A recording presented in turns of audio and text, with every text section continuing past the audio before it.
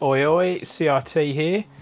In today's video, it's a top 10 PS1 RPGs. Now this is my top 10, but if you feel like I missed one that you feel like I should be considered, please drop it down in the comments. And as always, if you like this sort of content, I'd really appreciate you subscribe to the channel and like the video. With that said, let's get into the top 10. Okay, at number 10, we have Ark the Lad Collection. This is by Working Designs and it is a tactical RPG. I'm really kind of cheating here because there's 3 games in one, but they come as a package and I'll explain why. So you play in the first one, Ark. It's a very simple good versus evil type game. It's very short, 6 to 10 hours. What it does do is set up the sequels 2 and 3. That game does a very clever thing where it carries over the saves. So once you complete the save in number 1, you carry that to 2 and then 2 to 3. There aren't many games that do that, but yeah, quite a simple game mechanic, simple story. I think you'll enjoy this one.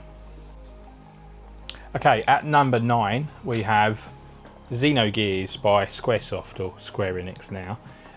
This is the first in the long-standing series of the Xeno series. With that being said, where it all began is definitely deep philosophical ideas, complex storylines, anime cutscenes, and it has mechs in it, which is pretty cool.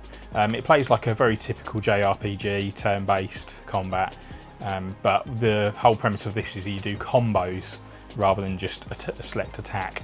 And then when you want, you can get into your mech or gear, but the game only gives you a limited amount of fuel, so you can't get in them whenever you want because you only have limited fuel, so you're forced to sort of save it for boss battles.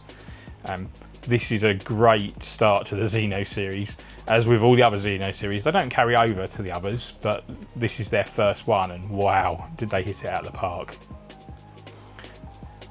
Okay, at number 8 we have Breath of Fire 3. This is by Capcom. This is a pretty cool RPG. You follow a character called Ryu and it's split up into 2 sections. It's his childhood and then adulthood. In the childhood sections, he's basically an orphan, doesn't remember his past, and he just makes some friends. Plays like a very typical JRPG, brutally difficult but rewarding, so save often. When you become an adult, it turns out that actually you're a dragon and you can turn into one. And then that mechanic lets you basically collect different types of dragon and fuse them into dragons. And then you have to basically make a choice. This is a great RPG. I highly recommend it. Okay, at number 7 we have Wild Arms. Now this is the first in a 5-part series. This is a Western fantasy sci-fi type game, very typical JRPG mechanics, but this whole shtick is the main character you play as has the ability to use a forbidden technology called arms, or a gun as most people would think about it, and much like most RPGs, the gun is very overpowered, but you only have limited ammo, so you can't use it as often as you want. Pretty deep storyline, again a pretty good JRPG for the PS1. I enjoyed this thoroughly. Okay, at number 6 we have Final Fantasy Tactics. Now if you're a Final Fantasy fan and you are a tactical RPG fan, you really cannot go very wrong here. Amazing graphics, really cool sort of sprite work, deep storyline as you would expect with any Final Fantasy game, and they've just brought it, they turned it to 11, so gameplay is deep, lots of classes to choose from, lots of specs to change, hours and hours of gameplay in this. You will not be disappointed, and it's a relatively cheap game. Also bonus, they are making a remake of this pretty soon, so that's going to have lots of quality of life improvements, so I would recommend getting that one.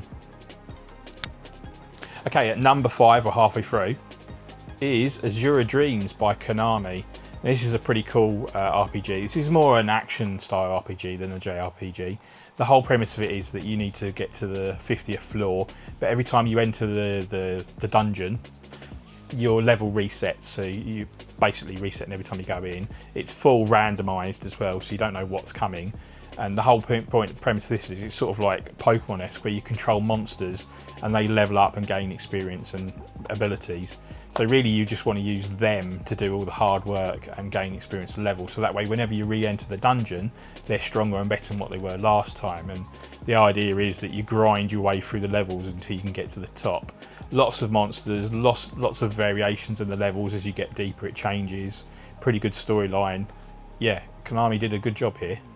Okay, at number 4, Final Fantasy VIII. I like this one. It's not everyone's favourites, but for me, I enjoy it. Not the most intuitive magic system. It's got a draw system opposed to magic or materia.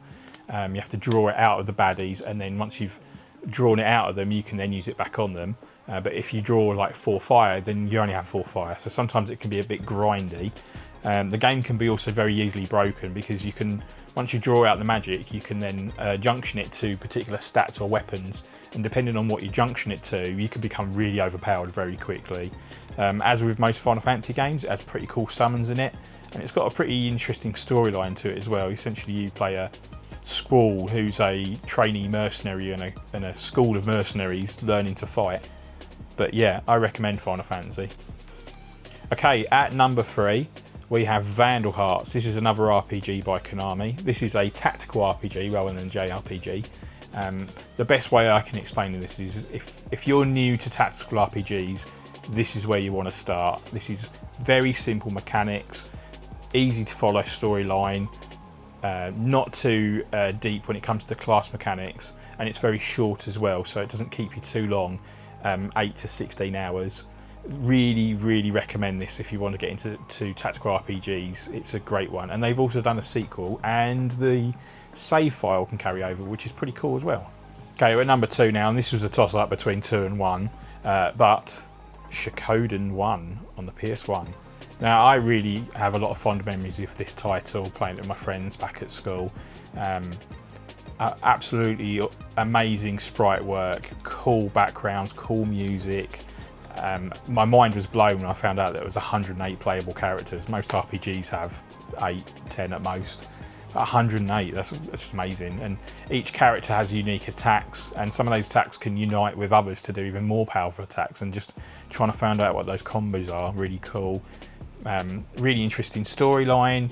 Yeah, Shikoden, I really highly recommend this. And also this is now available as a remake on the Switch and the PS5, so if you don't have deep pockets and you don't want to shell out the £100 for the PS1 version, just go for the Switch version, so much easier to access.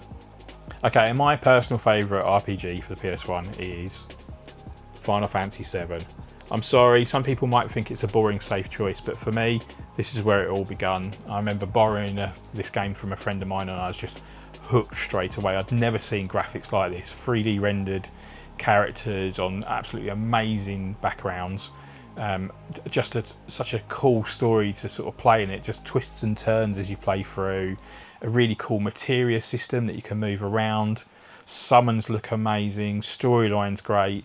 You just know that this is a good title when they remake it. And when they remade it, they just didn't make it into one. They made 3 games out of it, and that's just got to tell you everything about it. But yeah, Final Fantasy VII, I really recommend this title.